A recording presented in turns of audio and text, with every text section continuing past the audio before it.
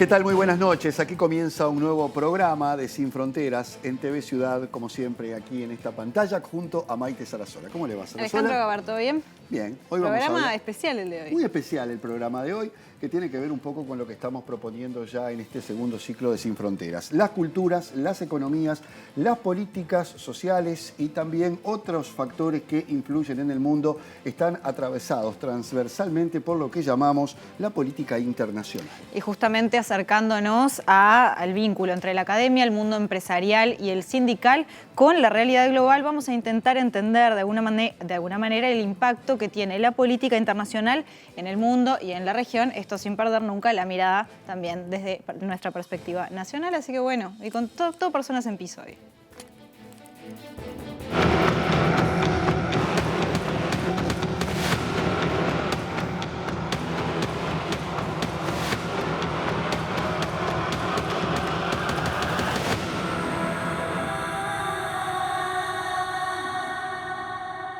Como destacábamos al comienzo, hoy nos proponemos llevar adelante un programa muy especial que tiene que ver con el sentido mismo de Sin Fronteras en la pantalla de TV Ciudad, donde intentaremos comprender para qué sirve la política internacional, cómo se formula, quiénes la hacen, dónde se aprende, qué actores la aplican y hasta a quiénes les interesa la política internacional. Para comenzar a meternos en el tema y comprender de qué hablamos cuando hablamos de políticas y relaciones internacionales, recibimos a nuestro analista, hoy de entrada, Álvaro Padrón.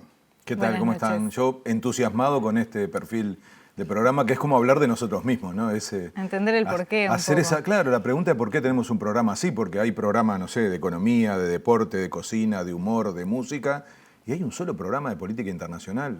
No sé, capaz que le estamos cerrando, pero está bueno, ¿no?, que podamos preguntarle a actores.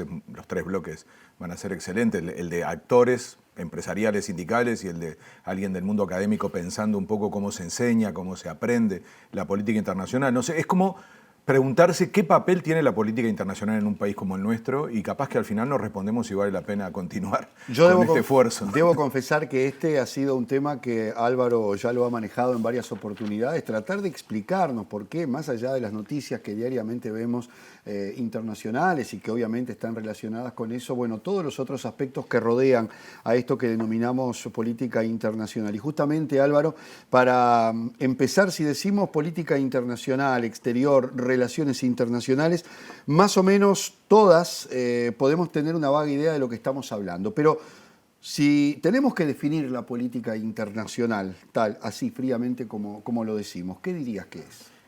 Bueno, es una pregunta enorme, pero yo creo que clave para pararse luego, ¿no? Porque depende de la respuesta lo que uno termina priorizando, haciendo, en fin, ¿no?, cómo va a actuar un país en relación a eso, ¿no? Yo creo que hemos intentado siempre en los programas tener ese hilo conductor, ¿no?, de hacernos esa pregunta tan enorme. Yo creo que pensar en qué vendemos y qué compramos es una forma de responder a eso, ¿no? La política internacional es qué vendemos y qué compramos.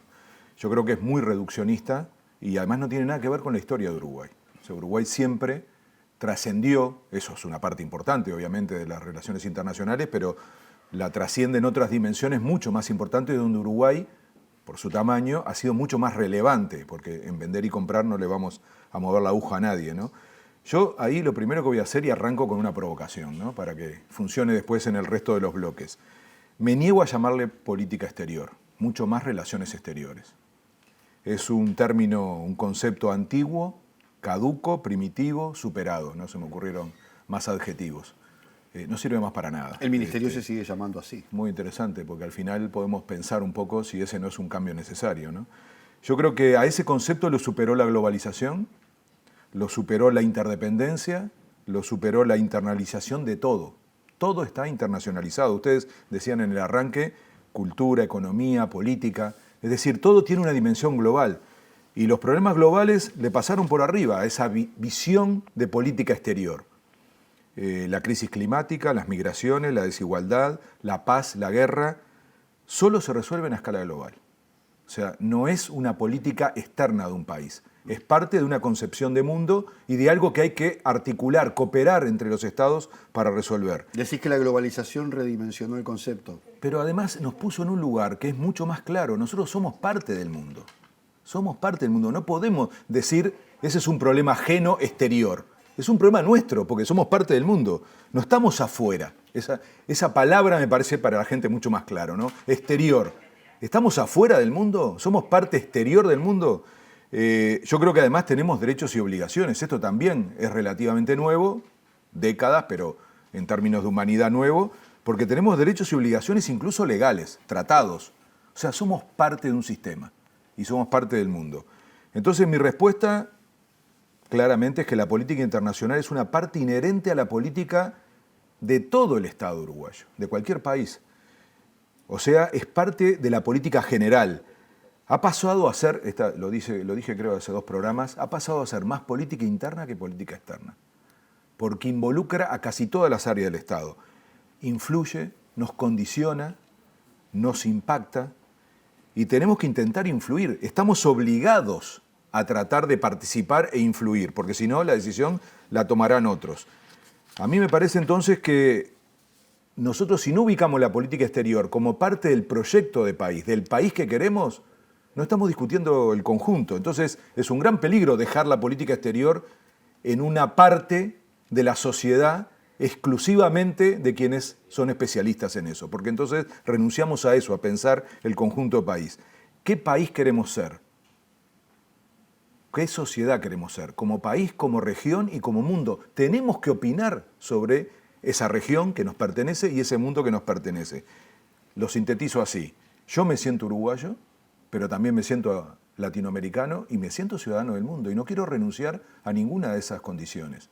Y desde ese lugar quiero practicar mi ciudadanía para poder opinar sobre estas 3 dimensiones que al final definen mi vida.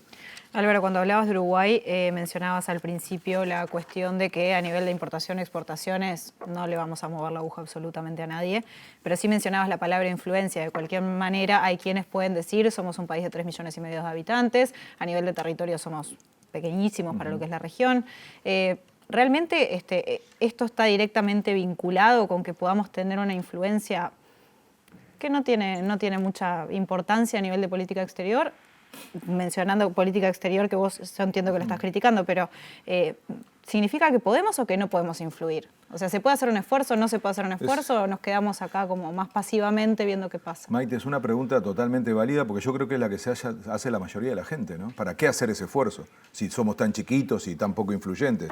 Yo vuelvo a la idea de que no es una opción. O sea, no es que estemos frente a la opción de decir no la hacemos. No podemos no tener política internacional. Repito, porque somos parte del mundo.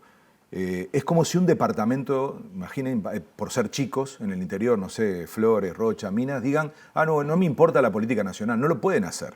Tienen que ser parte de un sistema país y por lo tanto de todo lo que eso implica, ¿no? A nosotros nos pasa igual, solo que nos cuesta pensar en esa escala, pero es así. A ver, yo, no sé, es como querer pensarse aislados, ¿no? Como si pudiéramos no ser dependientes. Como si dependiera de una cuestión de tamaño, además, porque hay países mucho más chicos que Uruguay que totalmente tienen una relativo. enorme, No digo que no pese, pero es relativo, por lo menos para este concepto de política internacional que yo manejo. Pero además de no ser una opción salirse o no hacer nada, sería un tremendo error, porque renunciaríamos a poner nuestra voz en la mesa. Pasarían cosas sin nuestra participación y decisión, perderíamos una oportunidad. Es una de las mejores inversiones que puede hacer un país, invertir en política internacional, integrarse, internacionalizarse, relacionarse con el mundo sin perder la identidad. Yo les pido que la gente piense un minuto qué hace con sus hijos. ¿Te interesa que tus hijos aprendan idiomas, viajen, estudien, muchas veces fuera, para complementarse, Es decir, esa imagen de que ese mundo nos potencia a nuestros hijos, es un paradigma que tenemos casi todas las familias, ¿por qué no pensarlo en clave uruguaya? Es un mejor Uruguay, un Uruguay internacional, no les quepa duda. ¿Somos chicos? Sí. ¿Es un problema? Sí, en parte. ¿Sería mejor ser más grandes? A veces pienso, no sé, cuando veo los problemas de las potencias, me pongo un poco a pensar, ¿no? Si esta escala a veces no tiene una ventaja, ¿no? Pero en todo caso, eso es algo que no podemos cambiar. Hice un número, ¿no? Somos 3,5 millones de personas. En el planeta hay 7.800 y pico millones de personas. Somos el 0,05 de este planeta. Entonces, Si uno mira esa cifra, dice, no te preocupes más, quédate ahí tranquilo en el sur, en ese rinconcito y no hagas nada. Bueno, no podemos ser más grandes, lo que sí podemos ser mejores. Y cada vez que lo hicimos y tuvimos iniciativa, nos fue muy bien. Ese es un dato de la historia. Por eso dije al principio que poner solo el enfoque en qué compramos y qué vendemos es un retroceso histórico de los últimos 80, 90 años de la historia de Uruguay. Los resultados fueron muy buenos, sobre todo porque fuimos referencia de prestigio a nivel internacional. Ronda Uruguay del GATT, que es la que crea la Organización Mundial de Comercio, sí, ese acá en Uruguay. Se creó el organismo más importante de la globalización, que es el organismo que regula, junto con las Naciones Unidas, el mundo del comercio. Tenemos la sede de ALADI, que es el organismo que sigue regulando la integración en América Latina. Somos la sede del Mercosur, somos la sede de la CAF, tuvimos la presidencia del BID. Y, a ver, piensen en Bruselas un minuto, ¿no? La mayoría de la gente conoce más Bruselas que Bélgica como nombre. Claro. Es decir... Un país pequeñísimo, además. Muy pequeño, pero vale mucho tener esa capacidad independientemente del tamaño. Pero si alguien tiene dudas sobre esta categoría, vamos a las cuentas. Eso que no me gusta mucho, los intereses concretos, números. A ver, ¿qué vendemos y qué exportamos, no? Para mí ese es un asunto clave. Porque no tiene sentido la política internacional si no pensamos que hay cosas que nosotros no producimos y las necesitamos, que vienen de afuera, y hay cosas que producimos, pero producimos tanto que si no las exportamos, ¿qué hacemos? Entonces, ahí hay una segunda razón muy potente, me gusta más la primera, pero son complementarias, para tener una política internacional. Importamos todo lo que no tenemos, poquitas cosas, ¿no? Voy a nombrar, computadoras, celulares, medicamentos, autos, ómnibus, barcos, combustibles. O sea, sin nada de esto podríamos existir. Entonces, nosotros necesitamos al mundo para que nos provea de cosas que no tenemos aquí. Y exportamos cosas, para que tengan una idea, producimos, y lamentablemente casi todos productos primarios, claro, casi 20 veces más para una población 20 veces mayor que la nuestra. 60 millones de personas, 50, 60 millones de personas es el potencial de lo que nosotros producimos en carne, soja, arroz, celulosa y lácteos. Y acá viene, en esta comparación, un tema que hemos tratado muchas veces, ¿no? Que es esto de la División Internacional del Trabajo. O sea, nosotros estamos justamente ubicados, y si no tenemos política internacional, seguiremos ubicados en ese lugar del mundo, en donde producimos cosas que son más baratas, con mano de obra más barata, con menor valor agregado, que tienen ciclos y que a veces están muy caros y a veces bajan mucho, es decir, que tienen poco conocimiento. En fin, un problema que puede ir modificándose un poco con esa matriz, pero siempre va a necesitar de otras estructuras. Entonces, tener política internacional nos permite actuar sobre esa división internacional del trabajo, pero como sea, no existimos sin conectarnos con el mundo. Es decir, y eso no importa el tamaño. Somos chicos, es una realidad. Desde ese lugar tenemos que ser capaces de articular política externa con política interna, entre otras cosas, para poder seguir teniendo ese tipo de capacidad de darle a la población productos distintos y que lo que produzcamos, que es mucho más de lo que podemos consumir, poder exportarlo al resto del mundo. No obstante, creemos que ese contacto con el mundo para el Uruguay pasa necesariamente y exclusivamente por la Cancillería o el Ministerio de Exteriores, que recién hablamos del concepto como tal, y también de los y las diplomáticas que son quienes obviamente se preparan específicamente para esto. ¿Alcanza con eso o es un área más de las políticas públicas? Este relacionamiento planteado de esta manera. Esa es una pregunta central, ¿no? Porque al final, si uno define la política internacional con esta importancia, tiene que tener una institucionalidad en consecuencia, ¿no? Yo creo que es parte, lo decías recién, del planteo que hicimos al principio, ¿no? De que no alcanza una concepción de política externa, de relaciones externas, es una concepción antigua. Es un origen muy fuerte que tuvo el Estado, muchos estados de América Latina, Uruguay. Cuando se asumía la presidencia, los dos primeros ministros que se nombraban era el de Asuntos Internos, que hoy se conoce como Ministerio del Interior, que todo el mundo lo asocia a la policía y a la seguridad, pero que era un superministerio. Por eso hasta el día de hoy es el que le da al presidente el mandato, es el ministro del Interior, porque era el ministro de Asuntos Internos. Y luego se nombraba al canciller, que era el ministro de Relaciones Externas, de Asuntos Externos. Viejísimo, viejísimo eso. Por eso se llama Ministerio de Relaciones Exteriores. Vos decías que hasta el nombre es un problema, por lo menos en la crítica que yo hago. Pero me importa poco el nombre. La verdad que me parece mucho más importante el concepto y la práctica de la política internacional. Por eso tenés razón, vos decís, usaron muchas veces la palabra transversal. O la política internacional empieza a ser transversal al conjunto de las políticas públicas, o tenemos un problema, porque queda aislada, queda desconectada del conjunto de la sociedad. Miren dos países, ¿no? ¿Qué países además? Uno muy cercano a nosotros y otro la hegemonía del mundo.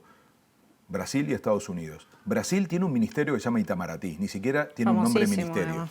O sea, no dicen ministerio, se llaman Itamaraty. Tiene un palacio, uno camina por Brasilia y vas a encontrar que todos los ministerios son edificios iguales y al final está el Parlamento, Y aparte el Poder Itamaraty. Ejecutivo y el Palacio de Itamaraty para demostrar una visión muy lusitana, portuguesa, de que la política internacional es una cuestión central de ese país. Y tanto lo es que es el país claramente hegemónico en América del Sur. Que tiene una política casi autónoma, podríamos decir, Sí. ¿no? Porque transita siempre por el costado de los gobiernos. Salvo por ligado- Bolsonaro, que le ha pegado duro. Pero es verdad, Sí. tiene un poder enorme.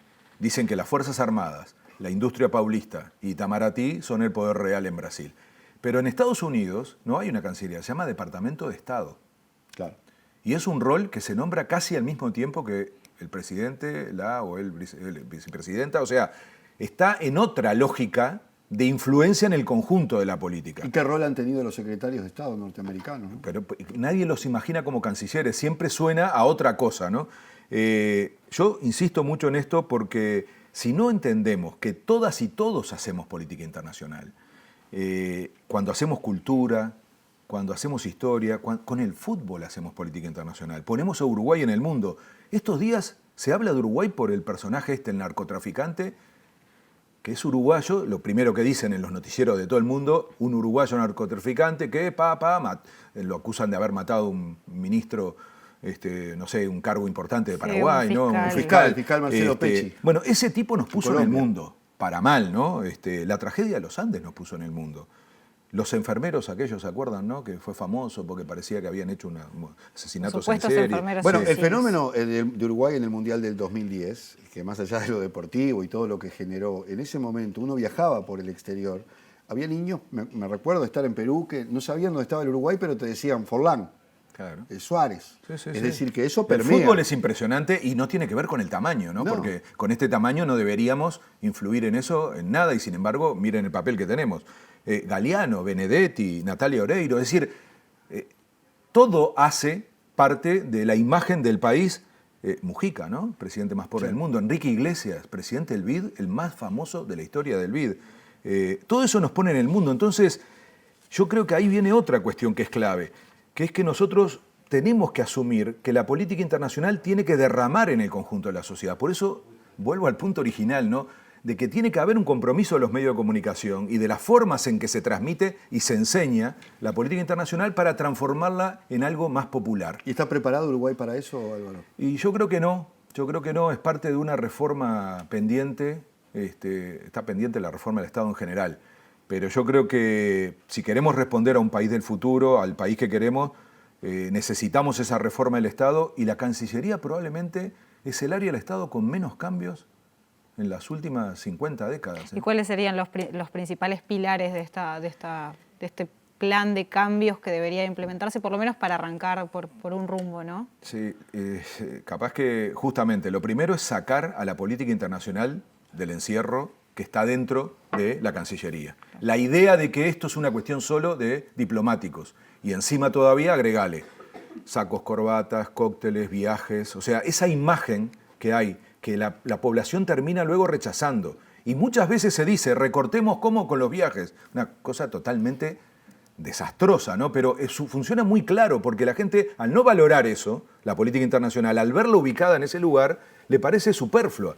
Bueno, es un gran error, ¿no? Entonces, yo creo que lo principal es democratizarla. Está lejos de ser democrática la política internacional, porque además se le da un poco de misterio, de secretismo, de reserva. Nos está pasando con el acuerdo con China, ¿no? Entonces, no tenemos acceso a la información y queda reducida a gente muy preparada, que está bien. Yo no estoy hablando en contra de la profesionalización y los diplomáticos de carrera. Cumplen un rol, pero hay que democratizarla y lo vamos a ver en el programa de hoy cuando escuchemos a un sindicalista, a un empresario, a alguien de la academia hablar de política internacional. Tiene que cubrir todos esos ambientes. Y lo segundo es popularizarla. Hay que hacer un esfuerzo, y eso es muy importante en los medios de comunicación, para que la gente se sienta involucrada, para que entienda que como pasa con el fútbol, que como pasa con la cultura, que como pasa con la gastronomía, que como pasa con cualquier otra disciplina de la vida, es muy importante que nosotros tengamos presente que la política internacional nos involucra y que entonces somos todas y todos actores, agentes de política internacional. Eso también, entre otras cosas, implica, además de una reforma institucional que no tengo dudas, un papel de los medios, y ya les propongo después de algún programa donde sentemos a periodistas de medios escritos, de medios radiales, de medios televisivos, para discutir esto. ¿Cómo se trata la política internacional en los medios? ¿Por qué hay un solo programa? ¿Cómo funcionan las noticias internacionales en cada uno de esos medios? ¿Cómo se trabajan? ¿Cómo se repiten? ¿Por qué dependemos tanto de lo que nos venga del exterior y lo analizamos tan poco? Entonces, quizá ahí nos sentamos un poco menos solos en este esfuerzo de tener la política internacional en una pantalla. Te pido un adelanto. Cuando vemos las noticias que aparecen de Uruguay en el exterior o en las agencias internacionales, uno ve una cantidad de inexactitudes que dice, caramba, ¿qué estaremos consumiendo nosotros cuando nos llega también la información? ¿No? Buen chequeo. Afinar el lápiz. Álvaro Padrón, muchísimas gracias. Y bueno, quédense en Sin Fronteras, que en el segundo bloque vamos a estar hablando justamente, como decíamos, vamos a ver la perspectiva empresarial y también sindical. Así que bueno, ya volvemos.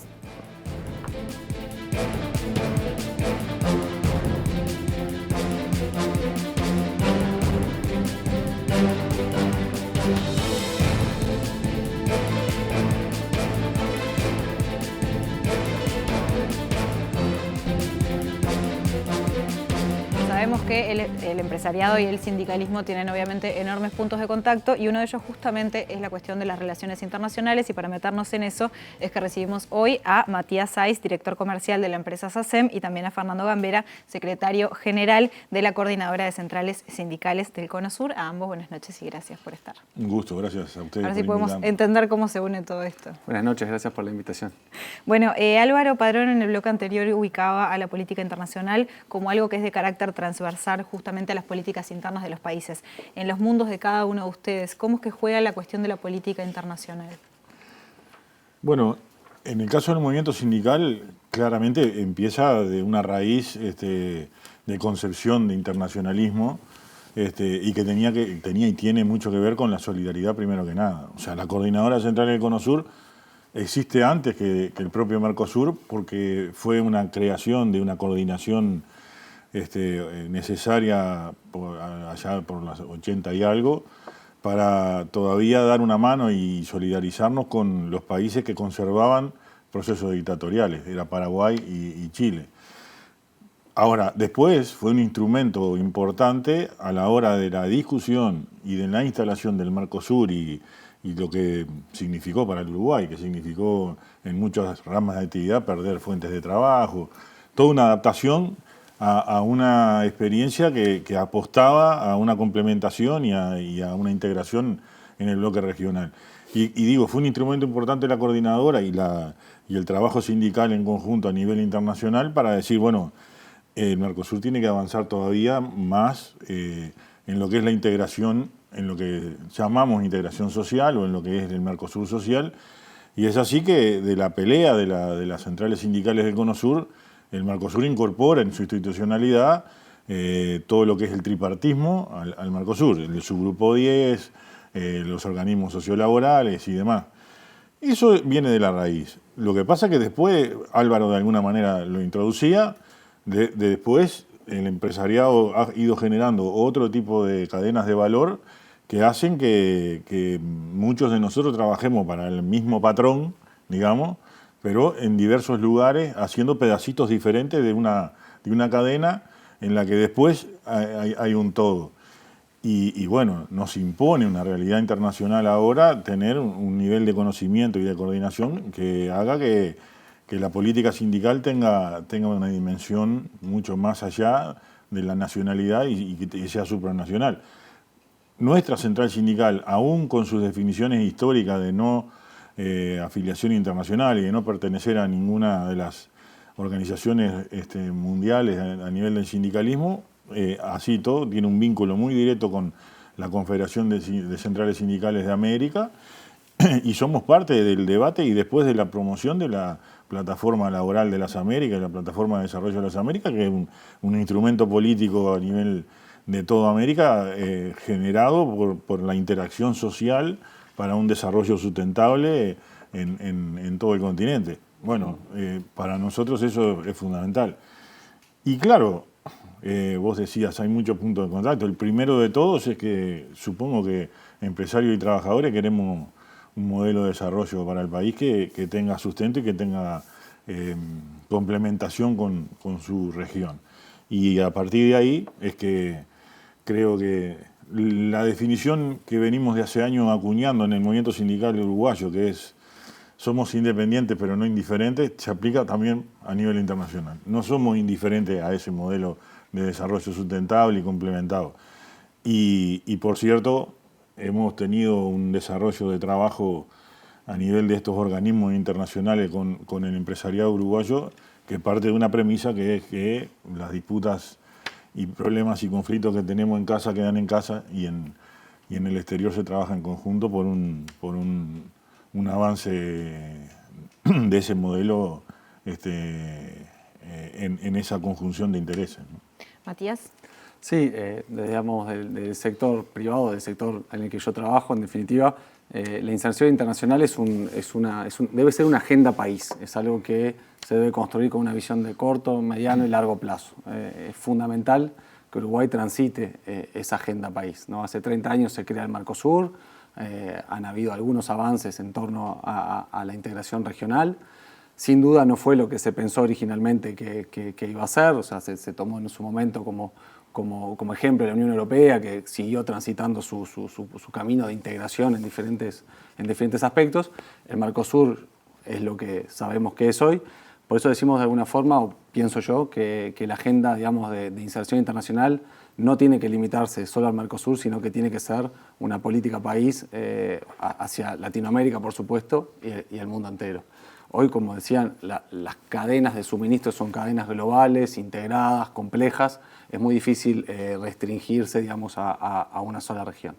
Eso por un lado. Y la otra agenda importante también es la agenda de productividad, que es una agenda país también que debemos llevar adelante para poder... Las empresas, se habla mucho de inversión extranjera y de captar inversiones en el país. Nosotros también pensamos mucho que es muy importante que las empresas uruguayas puedan desarrollarse en el extranjero, puedan entrar en nuevos mercados, no solo con la venta de sus productos, sino también con servicios, con diferentes o nuevos sectores donde se empieza a agregar valor.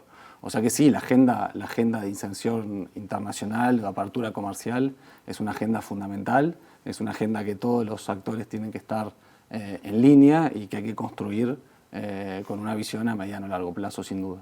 ¿Y en ese sentido te parece que se está implementando una política que va hacia ese lugar actualmente? Bueno, sobre la política en sí que se está implementando, hay, como es sabido, hay un acuerdo de libre comercio que se está empezando a explorar con China. Y ahí voy a hablar un poquito del Mercosur. Mira, tengo unas figuras acá que me parece que pueden ser interesantes de compartir. Si el PBI de la región de Sudamérica era 100 en 1960, ¿no? El 1,9% de ese PBI lo representaba el PBI de Uruguay, en definitiva. Brasil era el 26 y el socio líder era Argentina con 38% de la torta del 100 en 1960. ¿Cómo evolucionó eso al 2022? Brasil se queda con el 50, o sea, prácticamente duplica su porcentaje relativo en la región, y Argentina baja al 15, o sea que menos de su mitad. Y lo que es paradójico es que Uruguay queda en 1,8%, o sea que 60 años después en el mismo lugar. En el mismo lugar. ¿Qué decimos? Somos un país estable, somos un país predecible, somos un país con un montón de cosas buenas y que obviamente todos las salimos a vender. Pienso, y es una opinión personal, que tenemos que hacer algo diferente para salir del estable mismo de siempre, en definitiva, ¿no? Es decir, en la agenda, y la agenda no quiere decir que el Mercosur ya está bien o mal, pero en la agenda tenemos que colocar esta serie de cambios para justamente permitir un desarrollo importante del país en términos de su desarrollo en general, ¿no? Pero catapultado por el desarrollo económico, tanto de las inversiones afuera, que sabemos que tenemos un mercado chico y limitado, y también la posibilidad de desarrollar nuestras actividades afuera. Eso es fundamental, nosotros lo miramos mucho cuando trabajamos en el extranjero, estamos presentes como empresa en Paraguay, en Chile, en Perú, buscando abrir nuevos mercados. Sin duda es fundamental para el crecimiento de nuestras actividades poder tener una participación en esos mercados exportar conocimientos, porque eso es lo que es interesante también, es decir, hay muchas competencias y muchos conocimientos que nosotros tenemos, y así como vienen empresas de afuera y se instalan con sus conocimientos y sus capacidades y compiten, nosotros tenemos que de alguna forma también poder competir en otros mercados para justamente balancear todos esos sectores. Así que sí, sin duda, la agenda es ambiciosa de nuestro lado, hay mucho por ganar. Tenemos una base buena, que es esta estabilidad, ¿no? Pero tenemos mucho también para desarrollar a futuro. ¿Cómo se preparan y se forman para proponer e influir en la política internacional, tanto a nivel sindical, a nivel empresarial? Me imagino que también eso corre por otro carril, o por lo menos como un desarrollo del propio trabajo que se realiza, ¿no? Bueno, obviamente el movimiento sindical en Uruguay tiene el Instituto Costa Duarte como una de las usinas de generación de conocimiento, pero además hay un entramado de relaciones académicas a nivel internacional que es la otra parte importante de la que uno se nutre en ese relacionamiento internacional. Yo creo que estamos con un debe importante en la política internacional en el Uruguay para ir al camino que Matías iba generando, porque habíamos iniciado un camino unos años atrás con los gobiernos del Frente Amplio en el registro de las organizaciones sociales que componen de alguna manera el entramado social en Uruguay. La Cancillería tiene un registro que debería ser convocado a un diálogo social para discutir esta inserción internacional. Porque esto es lo que suele confundirse. Inserción internacional, política internacional, como ustedes le quieran llamar, no es a quien más le vendemos o a quien le estamos vendiendo. Porque de hecho, es a quien más le vendemos, es a China ya. Y no precisaríamos un tratado si fuera por eso. Lo que pasa es que lo que entra en debate cuando aparece un formato de tratado es si la empresa de Matías va a poder después seguir contratando con el Estado o no, porque le van a poner determinadas condiciones a las compras públicas que capaz que terminamos con un tiro por la culata. Y este tipo de debate es el que no se da en el Uruguay. Se le da un marco de profesionalismo y secretismo y demás, y de que el resto de los mortales no entendemos, cuando en realidad lo que yo estoy diciendo, cualquiera que nos está viendo entiende. Si es un trabajador de la construcción y de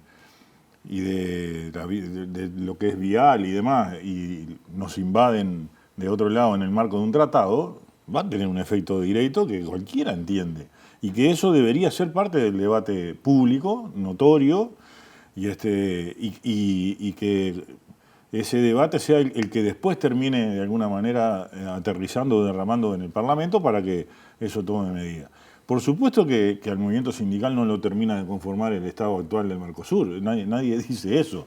Lo que sí decimos que ahí hay una base y que probablemente es al revés, que en vez de ponerle disparos a la línea de flotación, como es salir a negociar por nuestra cuenta frente a una potencia como China, lo que haya que hacer es plantear debates nacionales y debates regionales que hagan no solo la profundización del Mercosur como una integración mucho más real y mucho más complementada, sino además extenderlo, crecer, ser más países los que integran el Mercosur para abarcar el continente y generar una complementación mayor.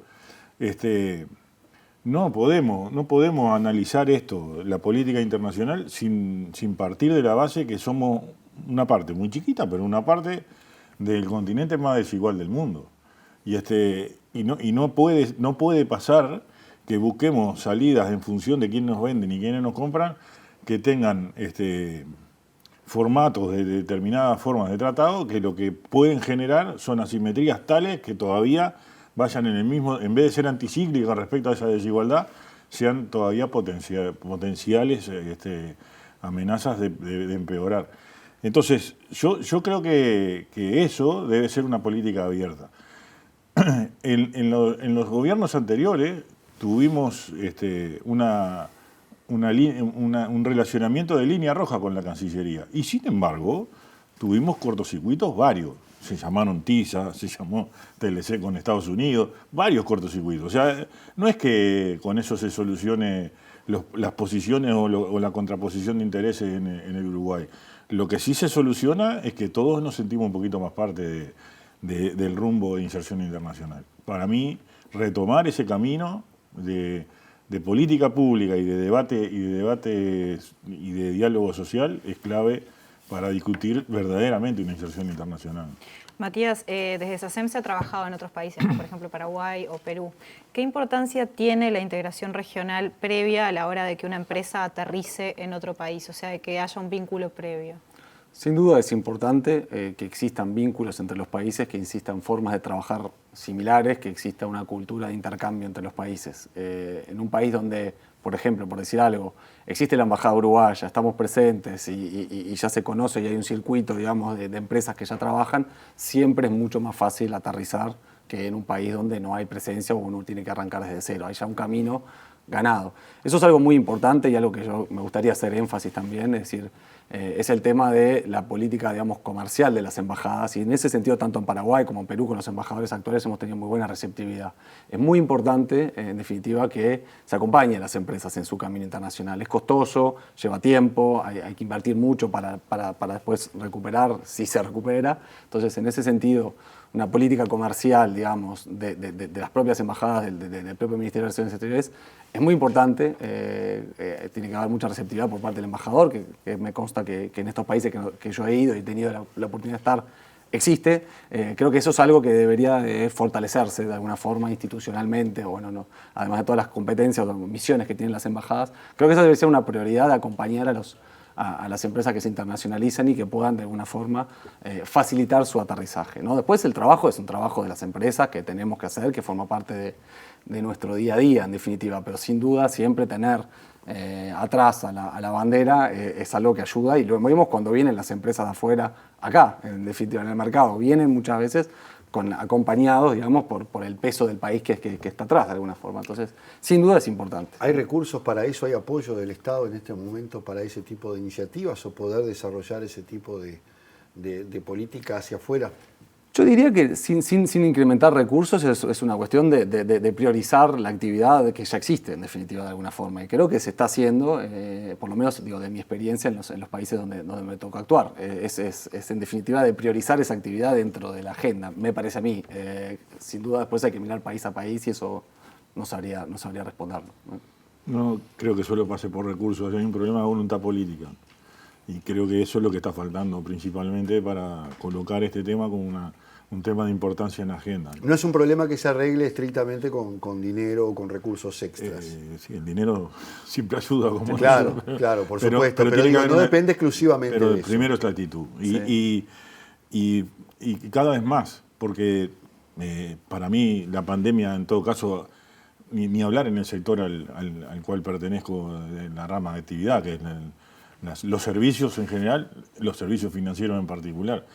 La pandemia aceleró el proceso tecnológico, y el proceso tecnológico lo que permite es no solo la diversificación de los servicios en distintos caminos y en distintas formas y a través del teléfono, no, además lo coloca en distintos puntos del mundo, y probablemente tengas el call center en un lado, tengas muchas cosas de la misma empresa diversificada en varios lados, y ni hablar trabajadores teletrabajando solos por algún lado también en el mundo.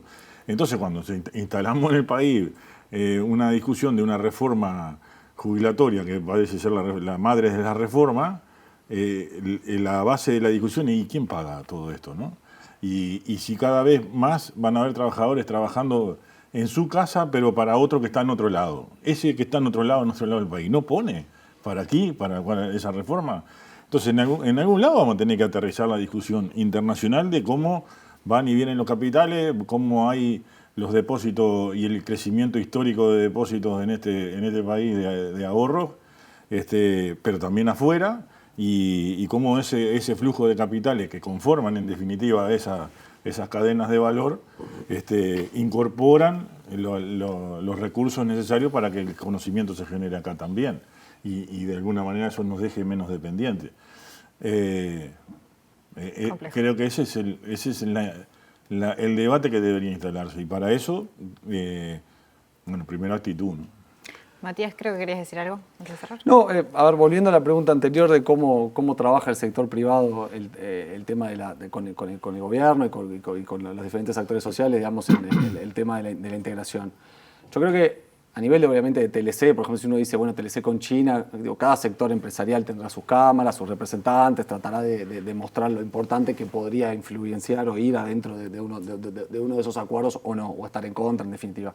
Pero yo quería remarcar un punto que me parece muy importante, que no es solo la agenda de decir, de Tratado de Libre Comercio, la agenda internacional. Hay tantas otras cosas muy importantes a trabajar, que no son o que no necesariamente caen dentro de un tratado bilateral entre dos países. No remitirlo al comercio, como decía recién. Y no remitirlo solo a TLC sí, TLC no. Se plantea mucho la dicotomía TLC sí, TLC no, Mercosur sí, Mercosur no. En definitiva, es una agenda país, que es una agenda amplia, que mueve muchas otras variables también, que hacen a un montón de gastos fronterizos, de tiempos fronterizos. Muchas de las cadenas estas globales, lo más importante a veces no es el arancel más, el arancel menos, si bien importa, es el tiempo que le puede llevar porque tiene una cadena de frío y necesita pasar rápido por la frontera, la digitalización de todos esos procesos. Yo tengo un rol también de presidente en la Cámara de Comercio francesa. Uruguay no tiene con Francia, que es un histórico socio comercial, un acuerdo de doble tributación. O sea, las empresas francesas que se instalan en Uruguay pagan impuestos en Uruguay, pagan impuestos en Francia. Cuando sí hay con España, cuando sí hay con Bélgica. Entonces, en definitiva, ¿qué quiere decir eso? O sea, que eso se puede poner también en se debe, porque obviamente desde la Cámara lo estamos impulsando, se debe poner en la agenda, y son cosas que facilitan el comercio después, y que están acordadas, que ya existen. Entonces, hay que seguir con esa agenda de reformas que no solo a veces son TLC sí, TLC no, y que no están dentro de un TLC. Si bien los TLC son, a mi juicio, importantes, pero tantas otras compras gubernamentales que hay un montón de otros capítulos que son muy importantes y que hacen a la agenda país. En esa línea, un ejemplo práctico en un segundo. Es lo que se da en llamar el Foro Consultivo Económico y Social de Mercosur, creado hace muchísimos años, que reúne a las cámaras empresariales de los países que conforman el Mercosur, a las centrales sindicales y también al tercer sector, o sociedad civil, como se le quiera llamar, que está el cooperativismo, todo lo que conforma la sociedad civil. Solo resuelve por consenso. Es increíble la cantidad de resoluciones que hay y de acuerdos que hay en ese ambiente. Lo que pasa es que después ningún gobierno lo toma. Eso queda en un cajón. Nos quedamos con esa idea. Muchísimas gracias, Matías, Fernando, ambos por venir. Y en A el ustedes. próximo bloque nos vamos a meter con el mundo académico en lo que refiere a relaciones internacionales. Quédense que ya volvemos.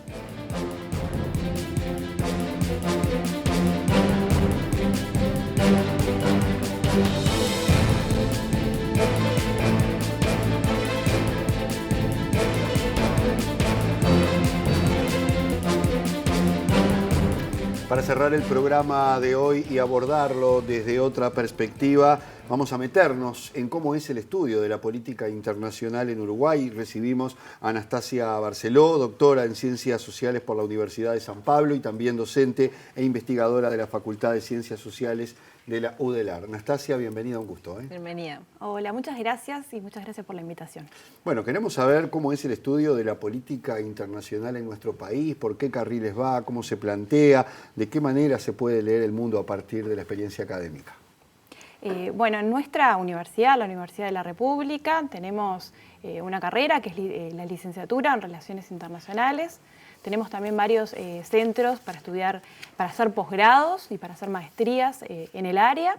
Y creo que uno de los grandes desafíos para nuestra academia, la Academia Uruguaya, pero también para otras academias de la región, es poder vincular a la política internacional con el resto de las políticas. Es decir, ver la conexión que existe entre las dinámicas que se dan en el sistema internacional, en el mundo, y cómo esas dinámicas impactan en la vida de todos los uruguayos y las uruguayas.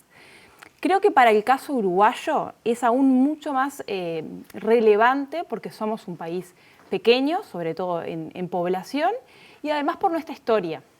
Y acá me gustaría resaltar un aspecto que creo que es fundamental, que es pensar que el Uruguay, antes de su nacimiento, ya era un territorio que se vio muy impactado por lo que sucedía en el mundo, por esas dinámicas.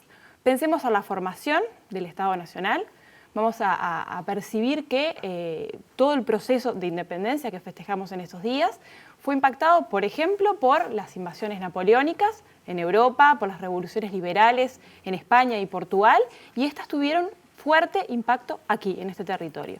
Si miramos hacia el siglo XIX como tal, pensemos en la Guerra Grande, en, no sé, la influencia de Inglaterra, de Francia, de la Legión italiana, en todo ese proceso. Asimismo, podemos ver que somos una sociedad aluvional.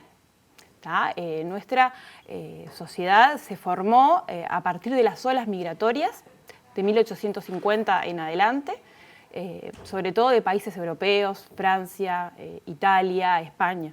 Y esto generó una transformación en lo que son las mentalidades, lo que es la cultura de nuestro país. Ya si lo vemos desde el punto de vista de las relaciones económicas internacionales y también desde la historia, vamos a percibir que el Uruguay solo ingresa al mundo, a los mercados internacionales, a partir de 1860. ¿Qué sucede en 1860? Es el boom lanar. Esto ocurre como consecuencia de lo que fue la Guerra de Secesión en los Estados Unidos y la posibilidad de que la lana se transforme en una materia prima, digamos, con gran rédito económico, ¿no? Nuestro país aprovechó este rubro comercial, este rubro económico, y estuvo vigente por más de un siglo, hasta 1960. Y así podríamos ir describiendo... Siempre se habló mucho de las guerras, por ejemplo, el rol que tuvo Uruguay en la producción de alimentos, particularmente la carne, durante la Segunda Guerra Mundial particularmente, pero en esa época también había una presencia importante, ¿no? Sí, sin duda. Desde el punto de vista económico, comercial, pero también desde el punto de vista estratégico y político. No podemos olvidar que estamos situados en lo que se llama la bahía del Río de la Plata, ¿no? Que es donde desembocan los principales ríos que forman un hinterland sudamericano, ¿no? Pensemos en el río Uruguay, que tiene sus costas entrando ya hacia la zona de Brasil, el río Paraná, el río Paraguay, y esta región siempre fue de gran interés para las potencias extrazonas. Y ahora que tú nombras a la guerra, podemos pensar en el caso de las bases durante la Segunda Guerra Mundial, las bases norteamericanas. Siempre existió interés de esas potencias en ingresar al Uruguay por diferentes vías, ya sean desde el punto de vista comercial, ¿no? Podemos pensar en el impacto de Estados Unidos durante los años de los gobiernos progresistas, ¿no? Con la búsqueda de una negociación para la eventual firma de un tratado de libre comercio.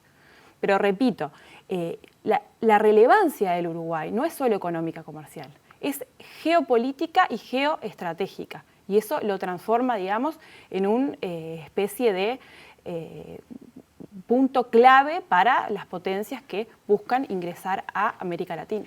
Y Anastasia, volviendo un poco a lo que es el mundo académico acá y cómo se desenvuelven, mencionabas esa necesidad como de tejer redes, ¿no?